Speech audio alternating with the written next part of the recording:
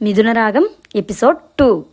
పంతులు గారు పెళ్లి కూతురిని పెళ్లి కొడుకుని తీసుకురమ్మని చెప్పడంతో ముత్తైదువులు కొందరు మిథునని తీసుకురావడానికి తన రూమ్ దగ్గరికి వెళ్తారు. వాళ్ళు బయట నుంచుని ఏముందని ఈ అమ్మాయిలో ఇంత ఆస్తి ఉన్న కమల గారు కోరి మరీ కోడలిగా చేసుకుంటున్నారో అర్థం కావడం లేదు. ఇప్పుడు ఈ పిల్ల తరపున కన్యాదానం చేయడానికి ఎవరు కూర్చుంటారో మరి. పిల్లకి ఉన్న ఒక్క తాతయ్య కూడా పోయాడుగా, ఏం చేస్తారో మరి. అంతేనా మరి వాళ్ళ అబ్బాయి తరపున కూడా ఎవరో ఒకళ్ళు కూర్చోవాలిగా. భర్త లేని ఆవిడ కూర్చోకూడదు. ఏమోలే, మనకెందుకు, ఈ డబ్బున్న వాళ్ళు ఏం చేసినా చెల్లుతుంది, మనబోటి వాళ్ళకే కుదరదు అని మాట్లాడుకుంటూ ఉంటారు. రూమ్ డోర్ కొట్టి లోపలికి వెళ్ళి అమ్మా మిథున, నిన్ను తీసుకురమ్మంటున్నారు అని చెప్పి మధ్యలో తన నుంచి మండపం పైకి తీసుకువెళ్తారు. ఇటు కమల గారు వాళ్ళ అన్నయ్య సుందరం దగ్గరికి వెళ్ళి, అన్నయ్య, వదినెక్కడా? మీరిద్దరూ మిథునకి తల్లి తండ్రిగా ఉండి కన్యాదానం చేయాలిగా అంటారు. ఆ చెల్లెమ్మ గదిలో ఉన్నట్టుంది, ఇప్పుడే పిలుస్తానుండు అంటూ వెళ్ళి, ఏమే పద, ఆ అనాథ పిల్లకి తల్లి తండ్రిగా మనం కూర్చోవలట. అసలు మా చెల్లికి కొంచెం కూడా బుద్ధి లేదు. నా కూతురుండగా దాన్ని కోడలుగా చేసుకోవడమే కాక మనల్నే దానికి కన్యాదానం చేయడానికి కూర్చోమని అడగడం, గతి లేక మనం దానికి ఒప్పుకోవడం అని చిందులు తొక్కుతూ ఉంటారు. ఆయన భార్య సుమతి గారు, ఎందుకండి అలా మాట్లాడతారు? మిథున తల్లి తండ్రి లేకపోయినా చిన్నప్పటి నుండి మన కళ్ళ ముందు పెరిగిన పిల్ల. మన శైలు ఎంతో తను కూడా అంతేగా. అయినా మన శైలుని వదినేమి పట్టించుకోకుండా ఉండదులేండి. ఎంత గొప్ప సంబంధం తెస్తుందో చూస్తారుగా. మిథున ఇంట్లో పిల్లలా కలిసిపోయింది. వదినని దగ్గరుండి తల్లిలా సాకుతుంది. అసలు విషయం మర్చిపోయారా? మిథున తల్లి తండ్రి మన అనురాగ్ చేసిన యాక్సిడెంట్ వల్లే చనిపోయారు. అందుకే వదిన ఇలా రుణం తీర్చుకుంటుందేమో అంటారు. ఆ అనాథకి నా కూతురికి పోలికేంటి? రుణం తీర్చుకోవాలంటే ఇలా కోడలు చేసుకోవాల్సిన అవసరం ఏముంది? కొంత డబ్బు పడేస్తే చాలదా? మా చెల్లికి సొంత అన్న కూతురు, రక్త సంబంధం అన్న మమకారం లేకపోతే ఎవరు మాత్రం ఏం చేస్తాం? త్వరగా పద, పంతులు గారు రమ్మంటున్నాడు అంటారు. ఆవిడ సరేనని అతని వెనకే వెళ్తుంది. ఇటు అనురాగ్ తరపున చిత్ర తల్లిదండ్రులు కూర్చుంటారు. వాళ్ళు అనురాగ్ తండ్రికి సొంత అన్నా వదినలు. వాళ్ళకి 2 పిల్లలు, కొడుకు వికాస్, కూతురు చిత్ర. వికాస్ అమెరికాలో జాబ్ చేస్తున్నాడు. చిత్ర చెన్నైలో చదువుకుంటుంది. మిథున ఇంకా అనురాగ్లను మండపం మీద కూర్చోబెడతారు. మొదట మిథునతో గౌరీ పూజ చేయించి ఇద్దరికీ కంకణాలు కడతారు. తరువాత వరుసగా క్రతువులన్నీ జరిపించి జీలకర్ర బెల్లం ఇద్దరి తల మీద పెట్టుకోమని, ఒకరి కళ్ళలోకి ఇంకొకరిని చూసుకోమని చెప్తారు. మిథున భయంగా చూస్తే అనురాగ్ కోపంగా చూస్తాడు. తరువాత మంగళసూత్రాలకి పూజ చేసి అందరి చేత తాకించి అనురాగ్ చేతికిచ్చి మిథున మెడలో కట్టమంటారు. లేచి నిలబడి మిథుల మెడలో తాళి కడుతూ, ఏ ఆస్తి కోసం ఈ పెళ్లి చేసుకుంటున్నావో అదెప్పటికీ నీకు దక్కదు. హాయిగా స్టేటస్ని ఎంజాయ్ చేయాలనుకుంటున్నావేమో. ఎప్పటికీ నువ్వు పని మనిషివి మాత్రమే అని చెప్పి 3 ముళ్ళు వేసి పక్కన కూర్చుంటాడు. అతను తాళి కట్టిన తరువాత గుండెల మీద పడిన తాళి భారంగానూ, ఇక తన జీవితం తన చేతిలో లేదని బరువుగానూ తోస్తుంది పవిత్రమైన మంగళసూత్రం మిథునకి. తరువాత కార్యక్రమాలన్నీ అయ్యాక మొదట పంతులు గారి దగ్గర ఆశీర్వాదం తీసుకుంటారు. ఆయన దీర్ఘ సుమంగళి భవ, సుపుత్ర ప్రాప్తిరస్తు అని దీవించి అక్షింతలు వేస్తారు. తరువాత కమలగారి దగ్గర సుందరం దంపతులు ఇంకా చిత్ర తల్లిదండ్రులైన వాసు, మాలిని గార్ల దగ్గర ఆశీర్వాదం తీసుకుంటారు.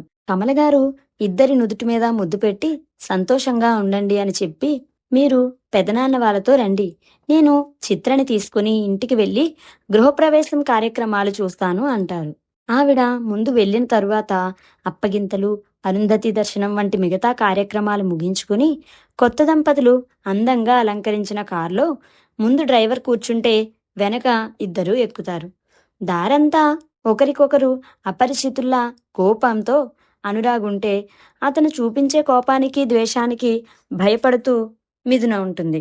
గంట తర్వాత ఇంటికి చేరుకున్న కొత్త దంపతులు కారు దిగి లోపలికి వస్తుంటే కమలగారు అక్కడే ఆగండి అని చిత్రతో దిష్టి తీయించి పేర్లు చెప్పుకొని లోపలికి రమ్మంటారు. లోపల చిరాకుగా ఉన్న తల్లి ముందు తప్పక నేను నా భార్య మిథున వచ్చామని అనురాగ్ చెప్తే, నేను నా భర్త అనురాగ్ వచ్చామని లోపలికి పంపించమని మిథున అంటుంది. ద్వారం దగ్గర పెట్టిన బియ్యం పాత్రని నెట్టి లోపల అడుగు పెడతారు. తరువాత పూజ గదిలో దీపం వెలిగించి బ్రహ్మమూడి విప్పి ఇద్దరినీ గదుల్లోకి పంపి రెస్ట్ తీసుకోమని మరుసటి రోజు వ్రతం కోసం ఏర్పాట్లు చేస్తూ ఉంటారు కమలగారు. రూంలోకి వెళ్లిన అనురాగ్ మెడలో పూలదండ విసిరి కొట్టి, నువ్వు అనుకున్నది సాధించానని సంతోషపడుతున్నావు కదూ, అదెప్పటికీ జరగనివ్వను అనుకుంటూ కోపంగా గోడకి పంచిచ్చి సోఫాలో కూర్చుని తల వెనక్కి వాల్చి కళ్ళు మూసుకుంటాడు. మూసిన కళ్ళ వెనక అందమైన జెన్నీ ముఖం కనబడుతుంటే మిథున మీద కోపం మరింత పెరుగుతుంది. ఇటు మిథున గదిలోకి వెళ్ళగానే వెనకే వచ్చిన చిత్ర, ఏయ్ మిథు, అసలు అన్నయ్య ఏం మాట్లాడుతున్నాడు? నువ్వు తనని మోసం చేయడం ఏంటి? తను ఎవరినో ప్రేమిస్తూ నిన్నెందుకు పెళ్లి చేసుకున్నాడు? నాకసలు ఏమీ అర్థం కావడం లేదు అంటుంది. మిథున చిత్రని హగ్ చేసుకొని, మీ అన్నయ్య ఒక అమ్మాయిని ప్రేమించారు చిత్ర, నాకు కూడా చెప్పారు. మేడంకి చెప్పి త్వరలోనే పెళ్లి చేసుకుంటానన్నారు. కానీ ఏమైందో తెలీదు. ఆ అమ్మాయిని అతన్ని పెళ్లి చేసుకోవడానికి నేనే ఏదో చేశానని నా మీద కోపం పెంచుకున్నారు. నాకేం అర్థం కావడం లేదు. మీ అన్నయ్యని పెళ్లి చేసుకోవాలన్న ఆలోచన నాకెప్పుడూ రాలేదు చిత్ర.